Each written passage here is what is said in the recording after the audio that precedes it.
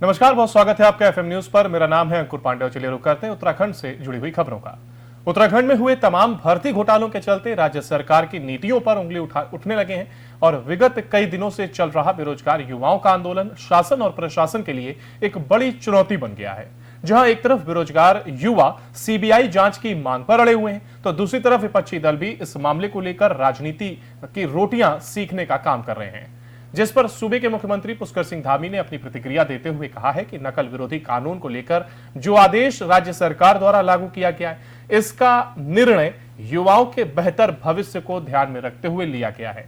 मुख्यमंत्री पुष्कर सिंह धामी ने युवाओं को भरोसा दिलाते हुए यह कहा है कि आने वाली सभी भर्ती परीक्षाएं नकल मुक्त और पारदर्शी रूप से करवाई जाएंगी। भर्ती घोटाले पर बवाल और ये सियासी घमासान देखने को मिला है, जहां पर विपक्ष का वार और एक्शन में धामी सरकार नजर आ रही है।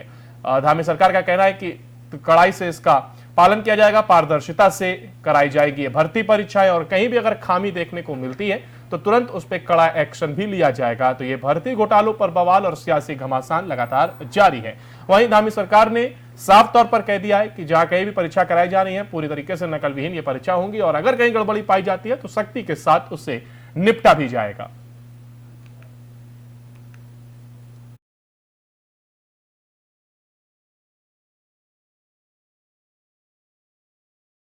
कांग्रेस के पास कोई मुद्दा नहीं है और मुद्दा विहीन कांग्रेस है। हम तो सभी छात्र छात्राओं से, बेटे बेटियों से, भाई बहनों से सबसे कहना चाहते हैं कि उनके हित के लिए हम सारे निर्णय ले रहे हैं और हमने जो भी निर्णय लिए हैं अभी तक वो केवल और केवल हमारे बच्चों के भविष्य के लिए लिए हैं कि आगे आने वाले समय में हमारे बच्चों को अपने योग्यता, अपनी क्षमता जो उनके अंदर है उस योग्यता क्षमता पर कहीं उनको ये नहीं होना चाहिए कि हम अपनी योग्यता क्षमता के होने के बावजूद भी आगे नहीं बढ़ पा रहे हैं, परीक्षाओं में भाग लेकर भी जो है उसमें चयन नहीं हो पा रहा है।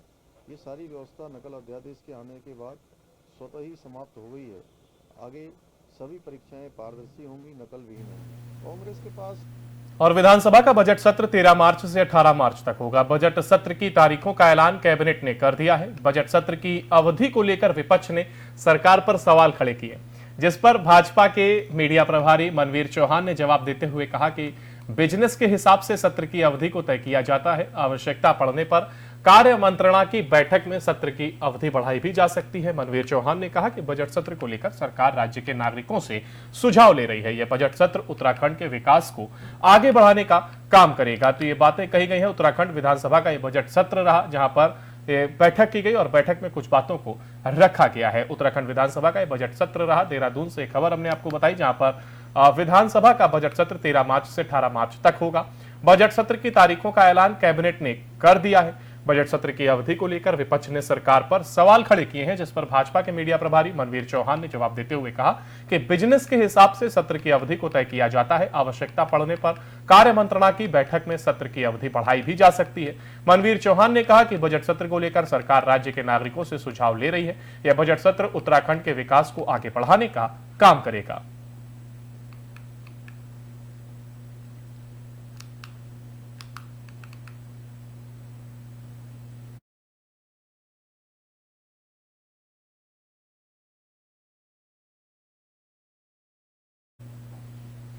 और बेरोजगार युवाओं के प्रदर्शन के दौरान पथराव और उपद्रव के आरोपी बॉबी पवार समेत सभी युवाओं को जमानत मिल गई है। राजधानी देहरादून में विगत 9 फरवरी को बेरोजगार युवाओं ने प्रदर्शन किया था। इस दौरान पुलिस ने बॉबी पवार समेत कई युवाओं को गिरफ्तार किया था। देहरादून के सीजेएम लक्ष्मण सिंह की कोर्ट से बॉबी समेत अन्य की जमानत को लेकर सुनवाई हुई। जमानत पर अभियोजन और बचाव पक्ष में जोरदार बहस हुई, जिसके बाद पथराव और उपद्रव के आरोपी बॉबी समेत सभी युवाओं को जमानत मिल गई है। बॉबी पवार के अधिवक्ता मनमोहन कंडवाल का कहना है कि इस मामले में कोर्ट से जमानत मिली है। और उत्तराखंड पेपर लीक का यह मामला था, जहां पर बॉबी पवार और कई अन्य लोगों को हिरासत में लिया गया था। उत्तराखंड पेपर लीक से जुड़ा यह मामला, जहां पर अब जमानत मिल गई है। सभी को यह जमानत मिली। 7 दिनों के बाद जेल से बाहर आए हैं बॉबी पवार। बेरोजगार युवाओं के प्रदर्शन के दौरान पथराव और उपद्रव के आरोपी बॉबी पवार समेत सभी युवाओं को यह जमानत मिली है। देहरादून में विगत 9 फरवरी को बेरोजगार युवाओं ने प्रदर्शन किया था और इस दौरान पुलिस ने बॉबी पवार समेत कई युवाओं को गिरफ्तार किया था। सीजेएम लक्ष्मण सिंह की कोर्ट से बॉबी समेत अन्य सभी लोगों को जमानत मिल गई है और जमानत पर अभियोजन और बचाव पक्ष में जोरदार बहस भी हुई, जिसके बाद पथराव और उपद्रव के सभी आरोपी बॉबी पवार समेत सभी युवाओं को जमानत मिल गई। बॉबी पवार के अधिवक्ता मनमोहन कंडवाल का कहना है कि मामले में कोर्ट से जमानत मिल गई है।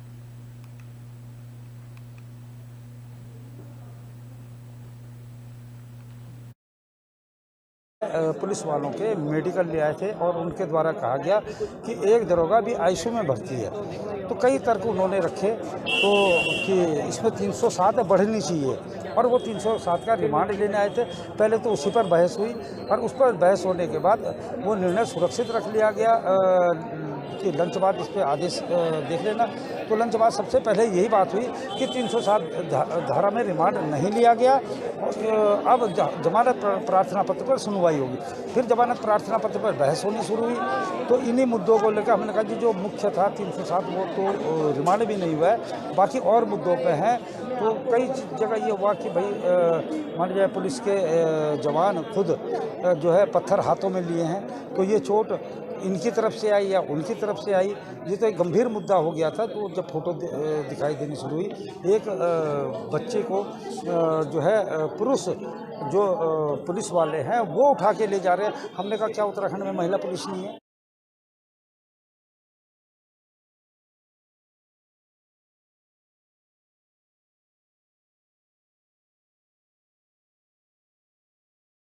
पेपर लीक का यह मामला जहां पर सभी आरोपी को जमानत मिल गई है, बॉबी पवार समेत जिन लोगों को गिरफ्तार किया गया था कोर्ट से इनको जमानत मिल गई है। वहीं आपको बता दें कि ये जो उत्तराखंड में पेपर लीक से जुड़ा मामला था जिस पर ये जमानत मिली है। वहीं आपको बता दें वरिष्ठ पत्रकार हमारे साथ इसी खबर पर जय सिंह हमारे साथ जुड़ गए। जय सिंह, आपसे देखिए जानना चाहेंगे जिस तरीके से बॉबी पवार और अन्य युवाओं को ये जमानत मिली है, ऐसे में किस तरीके से इसको देखना है, क्योंकि एक तरफ जहां पुलिस के ऊपर पथराव होता है, ईंटें चलाए जाते हैं, ऐसे में अब कोर्ट से इनको जमानत मिल गई है। हाँ, जमानत मिल गई है और जो पुलिस की जो स्टोरी थी प्रोसिक्यूशन की, वो तो जमानत के वक्त ही बिल्कुल कोलैप्स हो गई थी, क्योंकि उसने इसका जो पूरी तरह देखा जाए तो सरकार ने ये मामला ढंग से हैंडल नहीं किया उसका। अब जैसे लड़के हैं, बच्चे हैं, वो जो भी है स्टूडेंट है, उनके साथ इतनी सख्ती की जरूरत नहीं थी। उन्होंने रात को ही पहले जिस ढंग से उठाया, पुलिस ने गुंडों की तरफ पेश किया उन लड़कों के साथ, उसके बाद वो बढ़ के फिर दूसरे दिन ठीक है फिर तो बिल्कुल उत्तेजना तो पुलिस की तरफ से की गई थी। इसकी जरूरत नहीं थी। इसको मामले को बहुत अगर पॉलिटिकल कोई समझदारी होती तो प्यार से समझाया जा सकता था या इसको भड़कने नहीं दिया जा सकता था। अब आपने नकल विरोधी कानून भी उन्हीं पर लगा दिया जो नकल का विरोध कर रहे हैं। बिल्कुल ये सारी मुझे लगता है इसमें मेच्योरिटी का परिचय दिया नहीं सरकार। तो यानी कि इसको पहले ही शांत कर लेना चाहिए और प्यार से इसको समझाया जा सकता था। जिस तरीके से ये उग्र का रूप लिया, क्या इसको लेने की जरूरत ही नहीं थी? ऐसा है ना, जब गांधी पार्क के सामने कर रहे थे तो दूसरे दिन तो घंटा घर पे आके प्रदर्शन करते, चक्का जाम करते, लोगों को परेशान करते। क्यों पथराव की बात आती है? पथराव भी दोनों तरफ से हुआ है, किसी ने भी किया। अगर लड़कों ने पथराव किया तो अच्छी बात थोड़ी है, तोड़ किया तो थोड़ी अच्छा काम नहीं है। लेकिन उकसाया किसने उनको? ये ऐसा करने के लिए किसने उकसाया? आंदोलन तो होते रहते हैं, ऐसी क्या बात है कि वो आंदोलन कर रहे हैं तो खून खराबा हो जाएगा? ये तो सरकार पर या पुलिस को देखना चाहिए था, टैकल करना चाहिए। कैसे टैकल करो? अरे वो देशद्रोही थोड़ी है, आप ही को तो बच्चे हैं। जी बिल्कुल, बहुत शुक्रिया आपका हमारे साथ जुड़ने के लिए और जानकारी साझा करने के लिए। देखिए जयसिंह रावत को आपने सुना, वरिष्ठ पत्रकार थे, उन्होंने अपनी राय रखी।